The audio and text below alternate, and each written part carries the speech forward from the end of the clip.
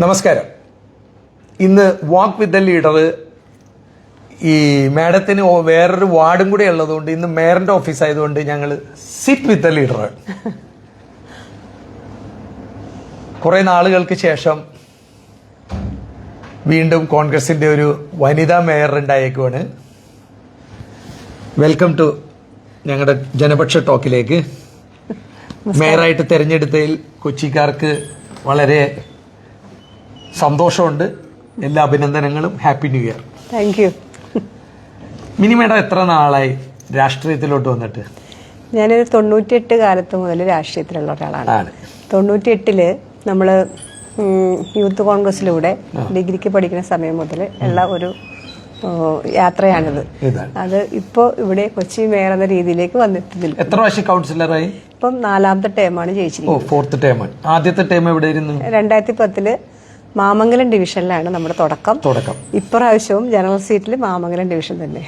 മാമംഗലം പേര് മാറി പാലാരിവട്ടം. വേറെ ഏതൊക്കെ ഡിവിഷനിലായിരുന്നു വർക്ക് ചെയ്തത്? 43 പാലാരിവട്ടം. പഴയ പാലാരിവട്ടത്തിലായിരുന്നു. അതിന്റെ ഇടക്ക് മത്സരിച്ചത് 3 പ്രാവശ്യം ഈ മാമംഗലത്ത് തന്നെ. ഓക്കെ. മേയർ, ഈ ടോക്ക് സാധാരണ ഒരു ചാനലിലെ പോലെയൊന്നുമല്ല, ജനപക്ഷത്ത് നിന്നുള്ള ഒരു ടോക്കാണിത്. മേയർ UDF-ലൂടെ വളർന്നു, UDF-ന്റെ സ്ഥാനാർത്ഥിയായി ജയിച്ചു. പക്ഷെ ജയിച്ചു കഴിഞ്ഞാൽ മേയർ ഒരിക്കലും UDF അല്ല, പാവം കൊച്ചിക്കാരുടെ ജനങ്ങളുടെ മേയറാണ്. ആ രീതിയിലല്ലേ നമ്മൾ മുന്നോട്ട് പോകുന്നത്? 2010 ഞാൻ ജയിക്കുന്നത് 40 വർഷത്തോളം LDF-ന്റെ കയ്യിലിരുന്ന ഒരു സീറ്റിലാണ്. അപ്പൊ ഒരിക്കലും ഒരു UDF കൗൺസിലർ എന്ന രീതിയിൽ UDF രീതിയിൽ മാത്രം ഞാൻ മുന്നോട്ട് പോയാൽ വീണ്ടും എനിക്ക് അവിടെ ജയിക്കാൻ പറ്റില്ലെന്ന് എനിക്കറിയാലോ. അപ്പൊ അതുകൊണ്ട് തന്നെ ജയിച്ചതിന് ശേഷം രാഷ്ട്രീയം ഞാൻ വന്നിട്ടില്ല. ഒരു മതത്തിന്റെ വേർതിരിവ് എനിക്ക് ഉണ്ടായിട്ടില്ല. ജനങ്ങളാണ്. ഇപ്പൊ ഒരു വിവാദത്തിൽ പെട്ടെങ്കിലും നമുക്ക് അങ്ങനെ ഇല്ല. തന്ന് കിട്ടിയ ഞാനത് ബിഷപ്പിന്റെ ഇത് ഇടപെടലൊക്കെ വന്നപ്പോ ഞാൻ തന്നെ എന്റെ പേജിൽ പറഞ്ഞിരുന്നു, ആ പാവ് ഇത് അറിഞ്ഞിട്ടുണ്ടാവോ എന്ന്. പണിയടിക്കാനല്ല ഞാൻ പറയുള്ളൂ, ഇതിന്റെ അത് ബിഷപ്പിനൊന്നും ഒരു റോളും ഇല്ല. പക്ഷെ കിട്ടിക്കഴിഞ്ഞപ്പോ ഇപ്പൊ ആൾക്കാർ പറയുന്നുണ്ടാവും. അതൊക്കെ അവിടെ നിൽക്കട്ടെ. മാഡം, സാധാരണ രീതിയിൽ എല്ലാം കൂടി ഇത്രയും മാലിന്യവും കൊതുകും കുടിവെള്ളം ഇത്രയും പ്രശ്നമുള്ള ഒരു നരകം സത്യത്തിലില്ല. അതെല്ലാം കൂടി മാഡം ശരിയാക്കുമെന്ന് വിചാരിച്ചിട്ടല്ല ഞാനിവിടെ വന്നേക്കണം. നമ്മളെ കൊണ്ടാവുന്ന ചെറുവിരലുകൾ എന്നെക്കാളും ഒരു തുടക്കം കുറിക്കാൻ സാധിക്കണം. ഇപ്പൊ ഈ കെട്ടിടം തന്നെയാണെങ്കിൽ ഞാനൊരു 15 കൊല്ലം മുമ്പ് ബോട്ടിലൊക്കെ നിന്നിട്ട് ഇഷ്ടി കെട്ടിയിട്ട് പറഞ്ഞിട്ട് ഇത് എന്ന് തീരുമെന്ന്.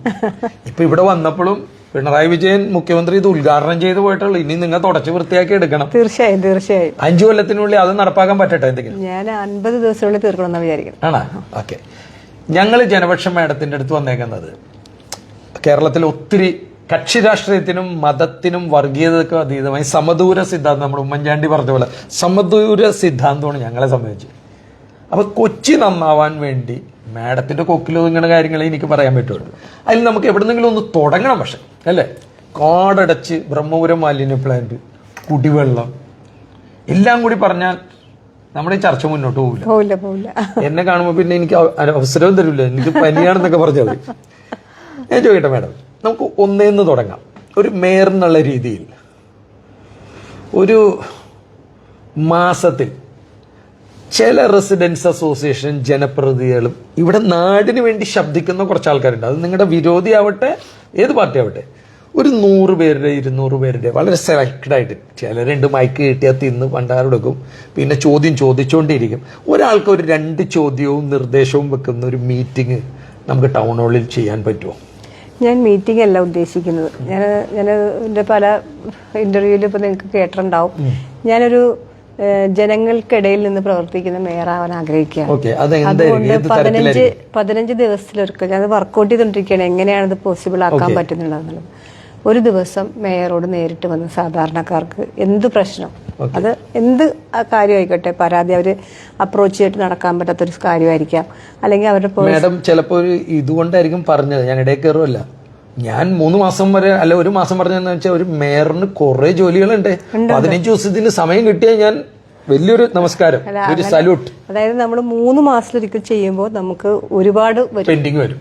അല്ല 15 ദിവസം ചെയ്താൽ ഇറ്റ്സ് വെരി ഗുഡ്. മാഡത്തിന്റെ നിർദ്ദേശം ആ 15-20 കഴിയാണ്ടിരുന്നാൽ മതി. അല്ല, അത് തന്നെയാണ് ഞാനത് പുറത്തേക്ക് പറയുന്നതിന് മുമ്പ് ഒന്നും കൂടി കറക്റ്റ് വർക്ക്ഔട്ട് ചെയ്യണം. മാസത്തിൽ ഒരിക്കലാണോ അല്ലെങ്കിൽ 15 ദിവസത്തിലൊരിക്കൽ.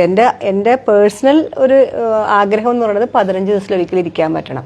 അത് ഒരു ദിവസം, അതായത് ഇപ്പോ രാവിലെ മുതൽ 10 മണി ഓഫീസ് ടൈം വേറെ ഒന്നുമില്ലാതെ മുഴുവൻ സമയം ജനങ്ങൾക്ക് വേണ്ടി ജനങ്ങളോടൊപ്പം മേയർ നിൽക്കുന്ന ഒരു അവസ്ഥ. നല്ലൊരു തീരുമാനമാണ് മേയർ. അങ്ങനെ വന്നാലാണ് അത് മാസത്തിൽ ഒരിക്കലെങ്കിലും ചെയ്യാനാവട്ടെ. ഇപ്പൊ നമ്മുടെ ഡിസ്ട്രിക്ട് കളക്ടർ പല കമ്മിറ്റിയുടെയും ഹെഡാണ്. ഏതാണ്ട് 360 ഡിപ്പാർട്ട്മെന്റിൽ പുള്ളി ഹെഡായാൽ റോഡ് ട്രാഫിക് അത് ഇത് പുള്ളിക്ക് ചെയ്യാൻ പറ്റുമോ? പറ്റില്ല. ഞാൻ ഹൈക്കോടതിയിൽ ഈയിടയ്ക്ക് ഞാൻ ഈ കുറച്ച് പൊതു താല്പര്യവും കൊടുക്കുന്ന ആളാണ്. അപ്പൊ ഞാൻ കളക്ടർക്കെതിരെ കൊടുത്തിട്ട് അവസാനം ഞാൻ തന്നെ പിൻവലിച്ചു. ഞാൻ നോക്കുമ്പോൾ ഒരു മനുഷ്യനെ കൊണ്ട് സാധിക്കില്ല. ഞാൻ സാധിക്കുന്ന കാര്യങ്ങളെ പറയുള്ളൂ.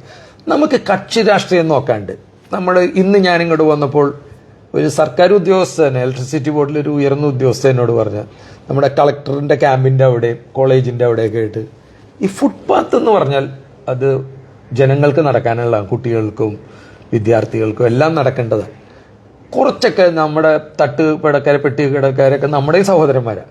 പക്ഷെ അവര് ഒരു പെട്ടിക്കട എന്ന് പറഞ്ഞിട്ട് അവസാനം വലിയ കടകളായി മാറുന്നത് നമുക്ക് ഒരു മര്യാദയുടെ നാളെ തൊട്ട് ബുൾഡോസറായിട്ട് ഇറങ്ങണമെന്നല്ല, അത് സാധിക്കില്ല.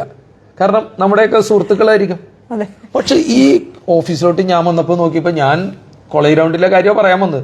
ഇവിടെ വന്നപ്പോൾ നിങ്ങളുടെ മുമ്പിൽ ഞാൻ പറയണത് ഈ പാർക്കിൽ വരുന്നവർക്ക് ഒരു ഇത്തിരി ഫ്രൂട്ട്സ്, കപ്പലണ്ടി, ജ്യൂസ്.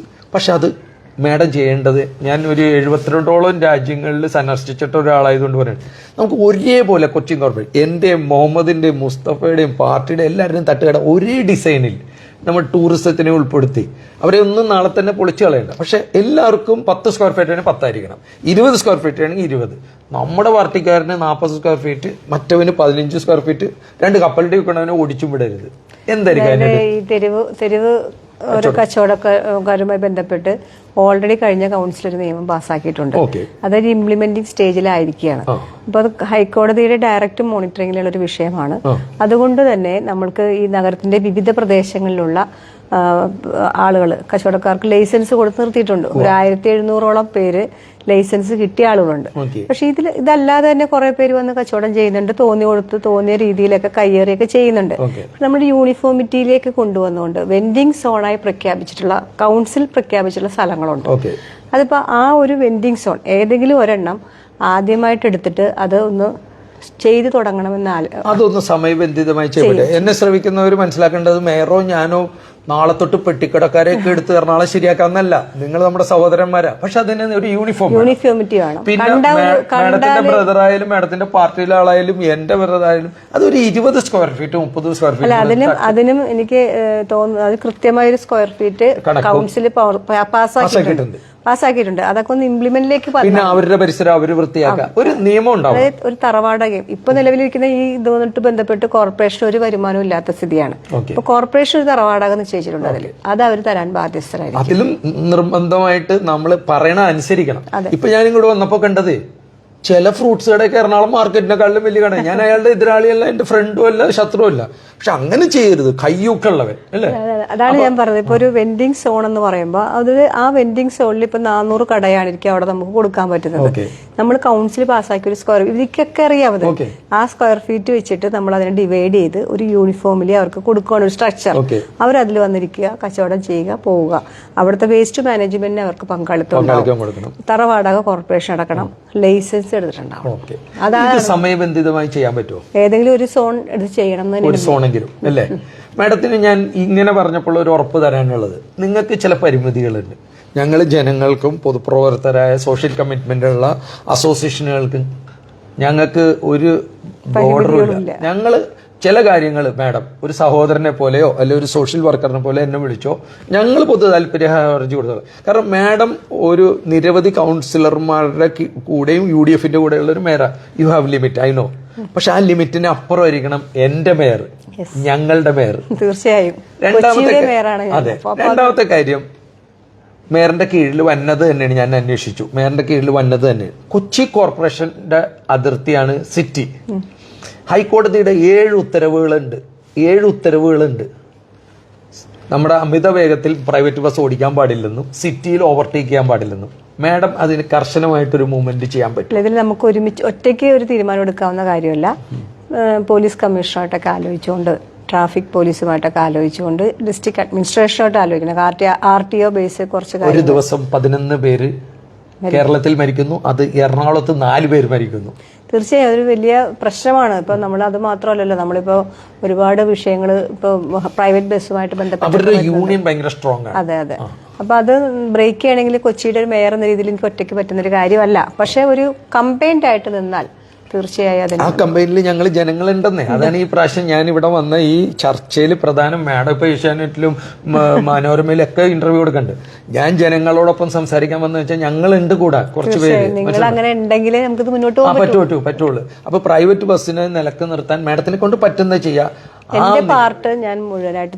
അതുകൊണ്ട് ഞാൻ പറഞ്ഞു 7 കണ്ടംപ്റ്റ്, അത് 7 കോടതി ഉത്തരവ് നടപ്പാക്കിയില്ലെങ്കിൽ ഇനി നമ്മൾ എങ്ങോട്ട് പോകും? തീർച്ചയായും ഞാനത് പോലീസ് കമ്മീഷണർ, ഇപ്പൊ പുതിയ പോലീസ് കമ്മീഷണറാണ്, പുതിയ കളക്ടറാണ്, പുതിയ മേയറാണ്. കൊച്ചി ഒരു പുതിയ തുടക്കത്തിലാണ്. അപ്പൊ ആ തുടക്കം ജനങ്ങൾക്ക് ഉപകാരപ്രദമായ രീതിയിലേക്ക് മാറ്റാനായിട്ട് ഞങ്ങൾ ശ്രമിക്കും. പിന്നെ എന്റെ ഇപ്പൊ ഞാൻ എറണാകുളത്ത് ജനിച്ചു വളർന്നതാണ്. എനിക്ക് 66 വയസ്സ് 3 പേരക്കുട്ടി ഉണ്ട്. പറയില്ല. അത് ഞാനൊക്കെ AK ആന്റണി, വയലാർ രവി, ഹൈബീഡ് അപ്പൻ, ഈഡൻജി, പറമ്പിത്തറ മാഷ്, ആ ഒരു UDF-ആണ്. ഞാൻ കോൺവെന്റ് റോഡ് റെയിൻബോ ഹോട്ടൽ, അന്ന് കോൺഗ്രസ് ഹൗസ് അതിന്റെ അടുത്താണ്. പിന്നീട് മാസിലോട്ട് മാറിയത്.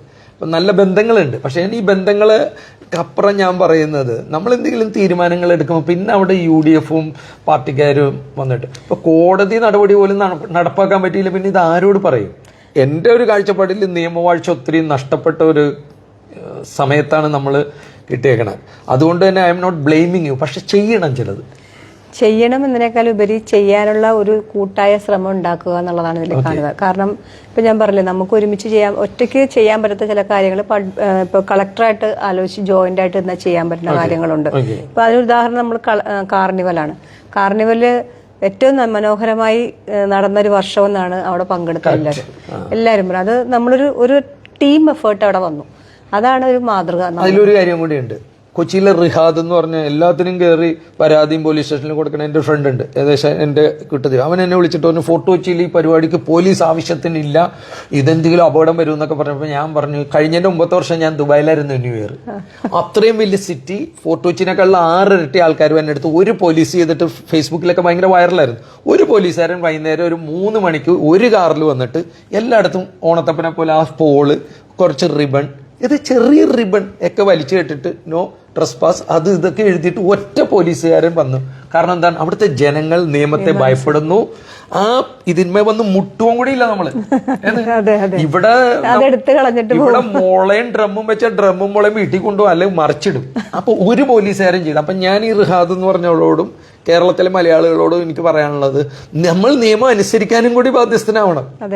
ഈ ഇവിടത്തെ കൂടുതൽ അതെ, ഇപ്പൊ റോഡിൽ വളവുണ്ട്, ഗട്ടറുണ്ട്, ഇത് അതൊരു പ്രശ്നമാണ്. പക്ഷെ നമ്മളും കൂടി ഇത്തിരി ശ്രദ്ധിച്ചാൽ മാറും. അതെ അതെ, തീർച്ചയായും. ഇനി നമ്മൾ ഈ രാഷ്ട്രീയമൊക്കെ വിട്ടിട്ട് ഞാനൊരു കാര്യം ചോദിക്കുകയാണ്. ഇപ്പൊ നമ്മുടെയൊക്കെ എന്റെ 3 മക്കളും വിദേശത്തായി, ഇവിടെ പലരും നിങ്ങളുടെ ബന്ധുക്കാരൊക്കെ തന്നെ കാനഡ, ദുബായ് ഒക്കെ ആയിരിക്കും. മാഡം 78 വർഷം നമുക്ക് സ്വാതന്ത്ര്യം കിട്ടിയിട്ടും കൊച്ചി വളരേണ്ടത്രയും വളരുകയോ വൃത്തിയാവുകയോ മറ്റു രാജ്യങ്ങളുമായിട്ട് കമ്പയർ ചെയ്യുന്നതിലോട്ട് എത്തിയിട്ടുണ്ടോ? അതായത് ഇപ്പൊ നമ്മൾ കാണേണ്ട ഒരു വ്യത്യാസം എന്ന് വെച്ചിട്ടുണ്ടെങ്കിൽ, കൊച്ചി ഒരിക്കലും ഒരു പ്ലാൻഡ് സിറ്റി അല്ല. ഞാൻ ഇതറിഞ്ഞത് നിങ്ങൾക്കൊരു എന്തെന്നാ പറയുക, ഒരു ബ്ലൂ പ്രിന്റ് ഇല്ലെന്ന് ഞാൻ അറിഞ്ഞു. അല്ല, നമുക്കില്ലാത്തത് മാത്രമല്ല, മാസ്റ്റർ പ്ലാൻ ഇപ്പൊ ആക്കി. കഴിഞ്ഞ കൗൺസിൽ പീരീഡിൽ മാസ്റ്റർ പ്ലാൻ പാസ്സാക്കിയിട്ടുണ്ട്. പക്ഷെ അതിൽ കുറച്ച് അമെന്റ്മെന്റ്സ് ഒക്കെ വരണം. കാരണം നമ്മൾ അന്ന് ഒരു തീരുമാനത്തിൽ പെട്ടെന്ന് എടുത്തിരിക്കുന്ന കാര്യങ്ങളാണ്. അത് പ്രാക്ടീസിലോട്ട് ചെയ്തു വരുമ്പോൾ ആളുകൾക്ക് ബുദ്ധിമുട്ടുണ്ടാകുന്ന ചില കാര്യങ്ങൾ അതിൽ വന്നിട്ടുണ്ട്. അപ്പൊ അതൊക്കെ അമെന്റ് ചെയ്യാനുള്ള വകുപ്പ് അതിൽ തന്നെ കൊടുത്തിട്ടുണ്ട്. ഇപ്പൊ ഞാൻ നേരത്തെ സൂചിപ്പിച്ചതുപോലെ കൊച്ചി പെട്ടെന്ന് ഒരു ദിവസം പ്ലാൻഡ് ആയിട്ട് എല്ലാം നിർമ്മിച്ചു വെച്ചിട്ട് ആൾക്കാരെ കൊണ്ടൊന്നും താമസിപ്പിച്ചതല്ല. ഇത് ഇവിടെ ഉണ്ടായ അതേ രീതിയിൽ പയ്യെ ഓരോരുത്തരും തോന്നിയോട്ട് ചെയ്ത് ഇങ്ങനെ ഒരു അവസ്ഥയിലാക്കി. പിന്നെ അത് ശരിയാക്കാൻ നോക്കുകയാണ് ഇപ്പൊ നമ്മൾ. ഒരു 12 വർഷം മുമ്പ് സൗമിനി ജയൻ ഇരിക്കുന്ന സമയത്ത് ഞാൻ ഒരു വിവരാവകാശം കൊടുത്തു, എത്ര കാണകളുണ്ട്, എത്ര റോഡുകളുണ്ട്. അതൊന്നുമില്ല, അപ്പൊ അറിയില്ല എത്ര കാണുന്നുണ്ട്, എത്ര റോഡുണ്ട്. ഏതായാലും റോഡിന് നിങ്ങൾ പൈസ മുടക്കിയതാണല്ലോ. തീർച്ചയായും കോർപ്പറേഷന്റെ അസറ്റ് രജിസ്റ്റർ ഒക്കെ അപ്ഡേറ്റ് ചെയ്ത് കുറെയൊക്കെ ശരിയായിട്ടുണ്ട്. ഇപ്പൊ ഞാൻ തുടർച്ച കൗൺസിലിൽ ഇപ്പോഴും തുടർച്ചയാണ്. ഇപ്പൊ കുറെ ചെയ്ത് തുടങ്ങിയിട്ടുണ്ട്. കുറേ പകുതി വഴിയായിട്ടുണ്ട്, ചിലത് പൂർത്തീകരിച്ചിട്ടുണ്ട്. അപ്പോൾ അത് തുടർച്ചയായതുകൊണ്ട് തന്നെ നല്ല കാര്യങ്ങളൊക്കെ നമ്മൾ തുടർന്ന് പോകേണ്ടത്. അസറ്റ് രജിസ്റ്റർ എപ്പോഴും കോർപ്പറേഷന് പ്രിപ്പയർഡ് ആയിരിക്കണം. കോർപ്പറേഷൻ സ്ഥലങ്ങൾ ഏതാണെന്ന് അറിയണം, കോർപ്പറേഷൻ്റെ അസറ്റ് എന്താണെന്നുള്ളത് നമുക്കൊരു ബോധ്യം ഉണ്ടാവണം. അപ്പോൾ അസറ്റ് രജിസ്റ്റർ അപ്ഡേറ്റ് ചെയ്ത് പോയാൽ മാത്രമാണ് നമുക്ക് പ്രൊജക്ട് ഫണ്ട് കിട്ടാൻ എളുപ്പം അതൊക്കെ തന്നെയാണ്. അപ്പോൾ അത് ചെയ്തു വരുമ്പോൾ തീർച്ചയായും ഇതിനൊക്കെ ഒരു ഏകീകൃത സ്വഭാവത്തിലേക്ക് എത്തിക്കാനായിട്ട് സാധിക്കും. അപ്പോൾ നമ്മൾ അതിന് ഒരു ഞാനൊരു 15 വർഷമായിട്ട് ഈ സിസ്റ്റത്തിൽ നിൽക്കുന്ന ഒരാളെന്ന രീതിയിൽ അതൊക്കെ കറക്റ്റായി വന്നാലാണ് ഈ സിസ്റ്റം കറക്റ്റാക്കാൻ. 4 ടൈം കൗൺസിലർ എന്ന് പറയുമ്പോൾ ഒരുവിധം പഠിച്ചു, ഇനി കളരിന്നൊക്കെ പുറത്തായി കഴിഞ്ഞു. അങ്ങനെയൊന്നും പറയരുത്. കാരണം വിദ്യാഭ്യാസം എന്ന് പറയുന്നത് ഓരോ ദിവസവും നമ്മൾ പഠിക്കാൻ ഓരോന്നുണ്ടാവും. അല്ല, ഞാൻ പറഞ്ഞ ജനങ്ങളുമായിട്ട് 4 ടേം എന്ന് പറയുമ്പോൾ ബുദ്ധിമുട്ടുകളും എല്ലാം പഠിച്ചു കഴിഞ്ഞു. ഞാനൊരു കാര്യം കൂടി പറയാൻ ഉദ്ദേശിക്കുന്നത്, ഞാനൊരു ജേർണലിസ്റ്റിനപ്പുറം ഒരു വാർത്ത എഴുതിയാൽ അല്ലെങ്കിൽ ഒരു പ്രശ്നം ഉണ്ടെങ്കിൽ അത് പരിഹരിക്കുന്ന ഒരു സോഷ്യൽ വർക്കറും കൂടിയാണ് ഞാൻ. നോർമലി വലിയ വലിയ ചാനലില് ഒരു വലിയ പത്രപ്രവർത്തനം വന്ന് ഇന്റർവ്യൂ ചെയ്തിട്ട് പോകും. ഞാൻ അങ്ങനെയല്ല. ഞാൻ കോടതി വഴിയും ജനകീയ പ്രക്ഷോഭങ്ങൾ നടത്തിയും സ്വന്തമായി സമരങ്ങൾ ചെയ്തും സ്വന്തമായി കോടതിയിൽ പോയും വാർത്തക്കൊപ്പുറം അതിനൊരു പരിഹാരം കണ്ടെത്തുന്ന ആളാണ്. I am not only a journalist, I am a social worker. ഞാനൊരു സാമൂഹ്യ പ്രവർത്തനം കൂടിയാണ്. ആ അർത്ഥത്തിൽ ഞാൻ ചോദിക്കുകയാണ്, നമ്മുടെ ഇവിടെ വെള്ളക്കെട്ടിന് ഒരു പ്രധാന കാരണം, ഇവിടെ ജനിച്ചു വളർന്ന ഒരാളെ, എൻ്റെ തറവാട് കോൺവെന്റ് റോഡിലാണെങ്കിലും ഞാൻ ഒരു 50 കൊല്ലമായിട്ട് കത്രിക്കടവ് ടോണി ചമ്മണിയുടെ അരിസ്റ്റോന്റെ വാർഡിൽ, അപ്പുറത്തെ വാർഡിലാണ്.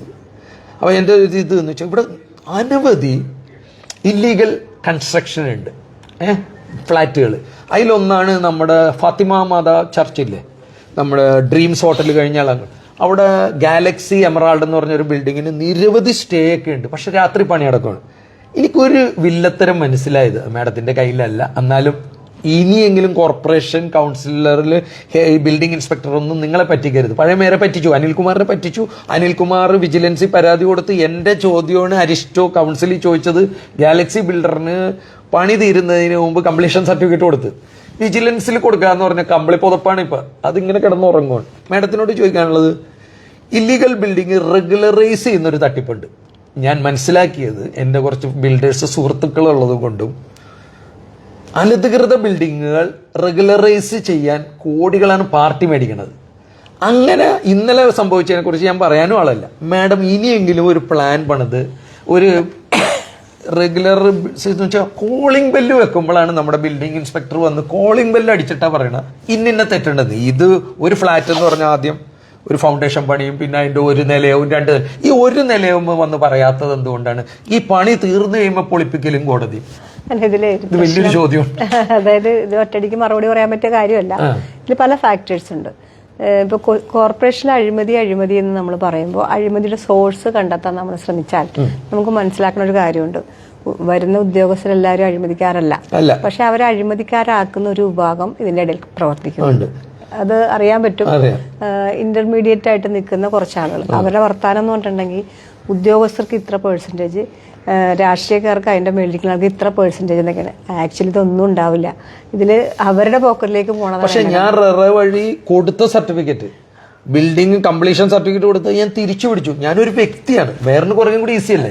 ഞാൻ വന്ന വിവരാവശ്യം വെക്കണം, ഓഫീസിൽ തപ്പണം, ബഹളം ഉണ്ടാക്കണം. മാഡം എവിടെ ഇരുന്നിട്ട് ബിൽഡിംഗ് ഇങ്ങോട്ട് വന്ന് ഇന്ന വാർഡിൽ വൈറ്റില സോണാണ് ഇട്ടത്, പക്ഷെ ഞാനത് തപ്പെടുത്തത് എനിക്ക് കോടതി പോകേണ്ടി വന്നു. അപ്പൊ ഞാൻ മാഡത്തിനോട് ഇനി ചോദിക്കണം, ഇന്നലത്തെ കാര്യം പറഞ്ഞ് ഞാൻ മാഡത്തിന് ബുദ്ധിമുട്ടിക്കാനുള്ള ഇന്നലകളിൽ സംഭവിച്ചിട്ടുണ്ട്.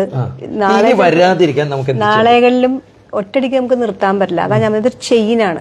ആ ചെയിൻ ബ്രേക്ക് ചെയ്യിക്കണമെങ്കിൽ, അതെ, ആ ചെയിൻ ബ്രേക്ക് ചെയ്യിക്കണമെങ്കിൽ വലിയ എഫേർട്ട് ഇതിന് ആവശ്യമാണ്. ആ എഫേർട്ട് എടുക്കണമെങ്കിൽ പബ്ലിക് കൂടെ നിൽക്കണം. നിങ്ങളൊരു ബിൽഡിംഗ് പെർമിറ്റ് എടുക്കുമ്പോൾ, പ്ലാൻ വരയ്ക്കുമ്പോൾ നിങ്ങൾ മനസ്സിലാക്കേണ്ട ഒരു കാര്യമുണ്ട്. ഈ പ്ലാൻ വരയ്ക്കുന്ന ആളുകൾ നിങ്ങൾക്കുള്ള ഒരു ചരടിടുന്നുണ്ട്.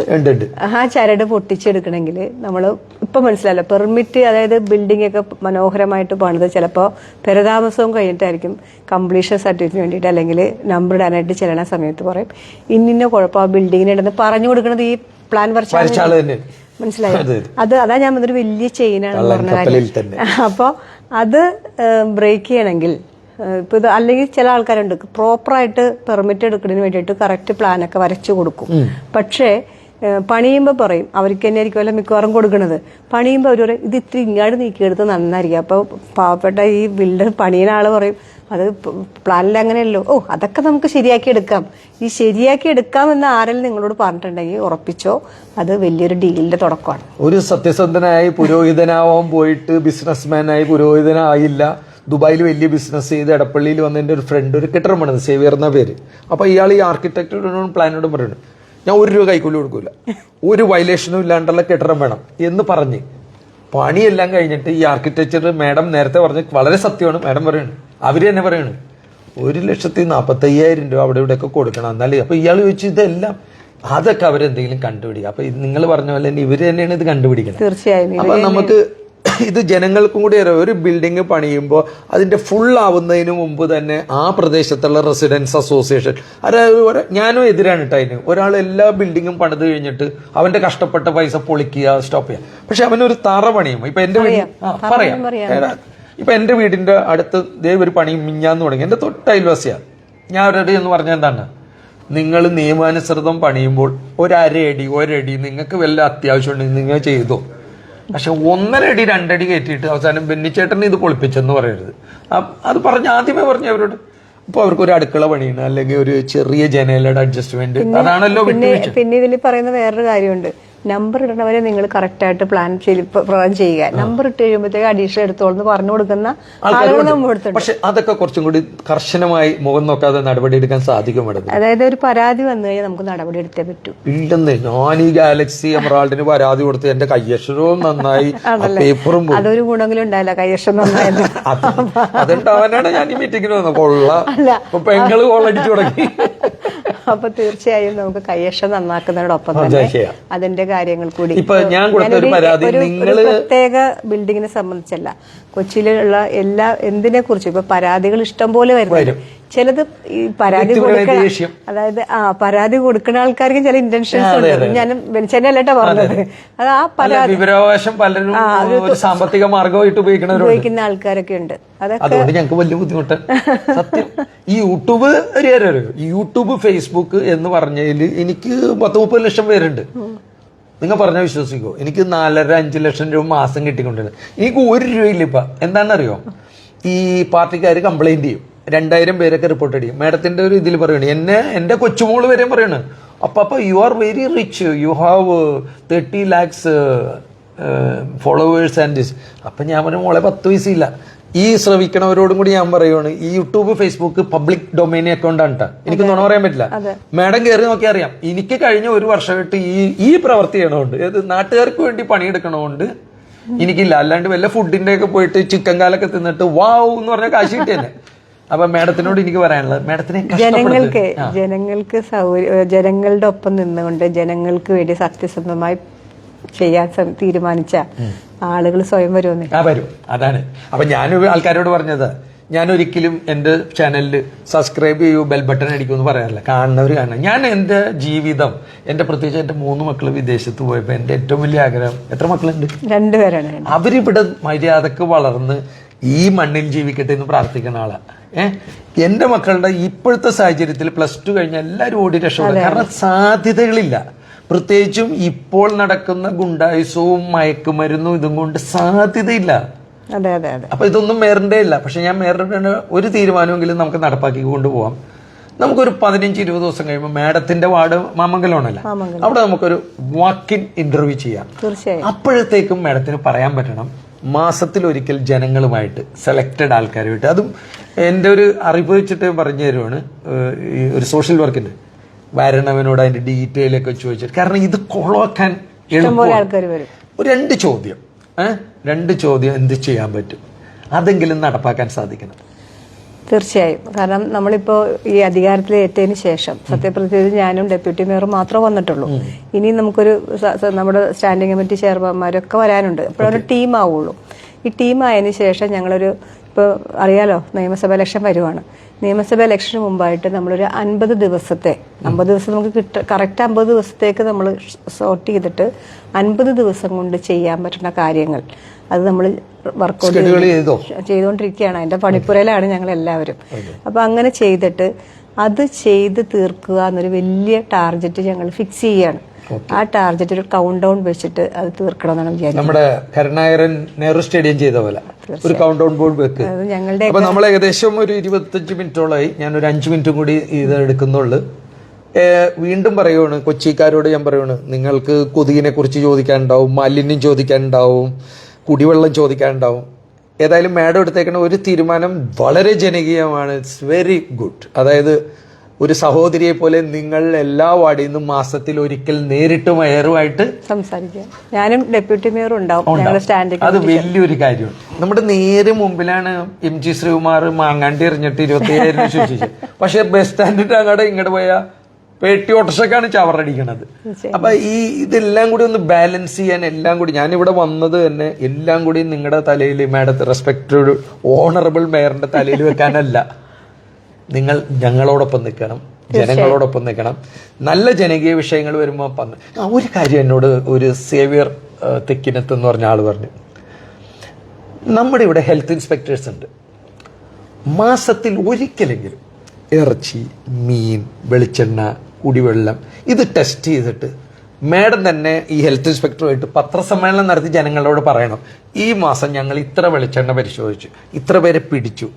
അതൊരു വെബ്സൈറ്റിലിടോ, ജനങ്ങളെ അറിയിക്കുക. അതായത് എൻ്റെയും പെങ്ങളുടെയും മക്കളുടെ കിഡ്നി അടിച്ചു പോകണം, ലിവർ അടിച്ചു പോകുന്നത്, നമ്മുടെയൊക്കെ കരളിനും കിഡ്നിക്കും 100 വർഷം ആയുസുണ്ട്. നമ്മൾ കഴിക്കുന്ന വിഷം അറിഞ്ഞുകൊണ്ട് ഫുഡ് കഴിച്ച് നശീണവരെ, മദ്യപിക്കണവരുടെ എല്ലാം പറഞ്ഞു. നല്ല ശുദ്ധമായ വെളിച്ചെണ്ണ എന്ന് പറഞ്ഞാൽ അതിൽ ശുദ്ധം മാത്രമേ ഉള്ളൂ, വെളിച്ചെണ്ണ ഇല്ല. അപ്പൊ അതിനെന്താണ്? അതൊരു കഴിഞ്ഞ കൗൺസിൽ പീരീഡിലാണ് ഒരു ഫുഡ് ടെസ്റ്റിംഗ് ലാബ് ഒരു CSR ഫണ്ട് ഉപയോഗിച്ചൊരു വെഹിക്കിളിൽ തുടങ്ങിയിട്ടുണ്ട്, മൊബൈൽ ലാബ്. അതിന്റെ പ്രവർത്തനം ഒന്നും ആയിട്ടില്ല. അപ്പോൾ അത് നമ്മളൊരു പുതിയ ജനറേഷൻ രോഗികളാവാണ്ടിരിക്കാൻ വേണ്ടി അത് നമ്മുടെ ഇതിലുണ്ട്. കാരണം 2 കാര്യമുണ്ട്. പ്രത്യേകിച്ചും അതൊരു വെഹിക്കിൾ ആയതുകൊണ്ട് അതങ്ങനെ വെറുതെ ഇട്ടിട്ടുണ്ടെങ്കിൽ അതിന്റെ ഇത്രയും ലക്ഷം രൂപ കൊടുത്ത് ചെലവഴിച്ചതിന് പബ്ലിക് മണിയാണല്ലോ എന്താണെങ്കിലും, CSR ആണെങ്കിലും നികുതി ആണെങ്കിലും എല്ലാം അങ്ങനെ തന്നെയാണ്. അപ്പോൾ അത് വർക്കൗട്ട് ചെയ്യാനുള്ള ഒരു പ്ലാൻ ഉണ്ട്. അത് ചെയ്തു കഴിയുമ്പോൾ സ്വാഭാവികമായിട്ടും ഓരോ സോണൽ വൈസ് ഇത്തരം റുട്ടീനായിട്ട് ഇങ്ങനെ റൗണ്ട്, കൊച്ചി എന്ന് പറഞ്ഞാൽ എല്ലാം ഉണ്ടല്ലോ, പശ്ചിമ കൊച്ചിയുണ്ട്, എല്ലാ കൊച്ചിയുണ്ട്. അപ്പൊ എനിക്കൊരു അപേക്ഷയുണ്ട്, അത് നടന്നോട്ടെ. മാഡത്തിനോട് ഒരു അപേക്ഷയുണ്ട്. നമ്മുടെ തൃപ്പൂണിത്തുറയിലാണ് ഈ ഫുഡ് ആൻഡ് സേഫ്റ്റിനോട് മാഡം ആവശ്യപ്പെടണം. അവർക്ക് ഉദ്യോഗസ്ഥരുണ്ട്, സംവിധാനങ്ങളുണ്ട്, സ്റ്റേറ്റിന്റെ ഉണ്ട്. മാഡം ബൈ ലെറ്റർ ആവശ്യപ്പെടണം. മാസത്തിൽ നിങ്ങൾ എത്ര പണിയെടുത്തു, അതായത് വെളിച്ചെണ്ണ, മുളക് പൊടി, ഇറച്ചി, മീൻ, കുടിവെള്ളം എല്ലാം ഉണ്ട്. അത് മാഡത്തിന്റെ ഈ കസേരക്കൊരു വിലയുണ്ടല്ലോ അല്ലേ? ഇത് വെച്ച് ചോദിച്ചാൽ കിട്ടൂലേ? അത് സംസ്ഥാന ഗവൺമെന്റ് കീഴിൽ വരുന്നൊരു, അതെ, പക്ഷെ നമുക്ക് കിട്ടണമല്ലോ. അല്ല, സംസ്ഥാന ഗവൺമെന്റ് കീഴിലാണ് ഒരു വർക്ക് ചെയ്യുന്നത്. ഇത് ഞങ്ങൾക്ക് 10 രൂപ വെച്ചാൽ കിട്ടും. അല്ല, ഞാൻ ചോദിച്ചാൽ കൊണ്ടുവരേണ്ടതാണ്.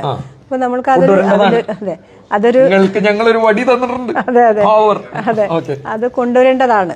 അപ്പം ഞാൻ ഈ ലാബിന്റെ പ്രവർത്തനവുമായി ബന്ധപ്പെട്ട് അവരെയും കൂടി നമുക്ക് ജോയിൻ ചെയ്യിക്കണം. അല്ല, അവരും എന്ത് ചെയ്തെന്നും മാഡം മോണിറ്റർ ചെയ്യാനും അതിന് അക്കൗണ്ടബിലിറ്റി കൊണ്ടുവരാനും മാഡത്തിന് പവർ ഉണ്ട്. അല്ലാണ്ട് മാഡം താഴരുത്. ഇല്ല, താഴില്ല. മാഡം നല്ല മൂർഖം പാമ്പിനെ പോലെ നിന്നോണം.